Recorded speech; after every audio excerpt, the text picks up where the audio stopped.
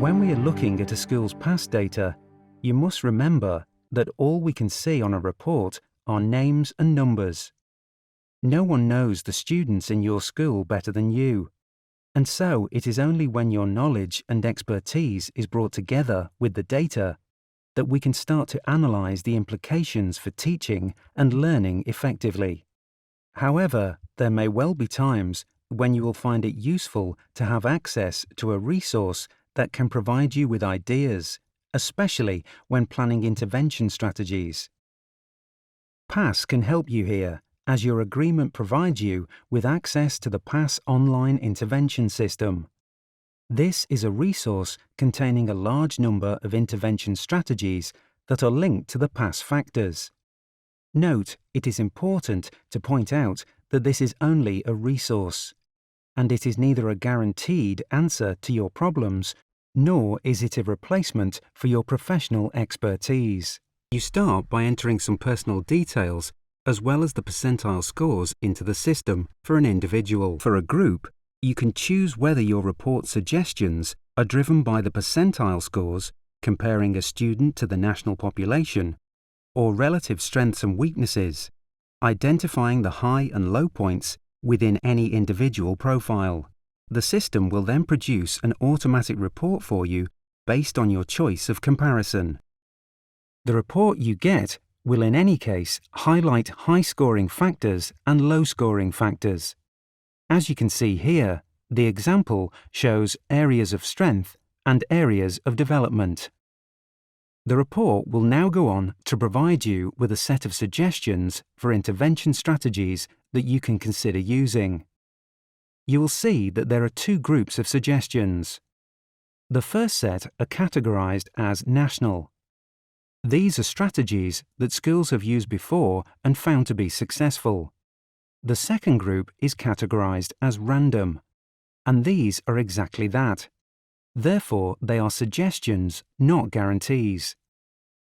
Further down the report, you will also find strategies that can be used in conjunction with two different factors. Now let's look at how to manage your past data. Here are some questions for you to think about in terms of who you share this data with, how and why.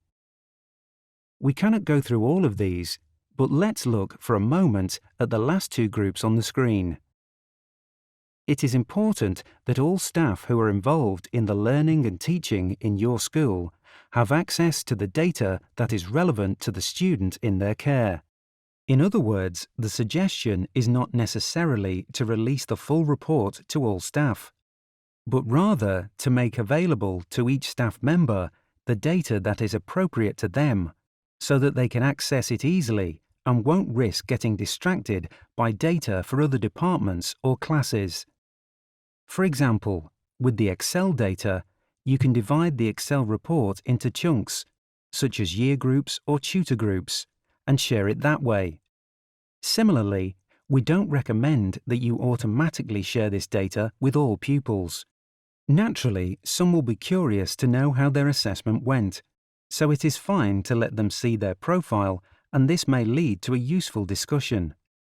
In addition, there will be individuals and groups for whom you have concerns, and here you will certainly want to share the data. But please do so carefully, probably starting the discussion with simple explanations of what the factors mean and using this to stimulate conversation. For parents and carers, past data can often be a really useful way of starting what may be a difficult discussion. Remember, past data is not your subjective view of someone's son or daughter, but rather it is their own view of themselves as learners.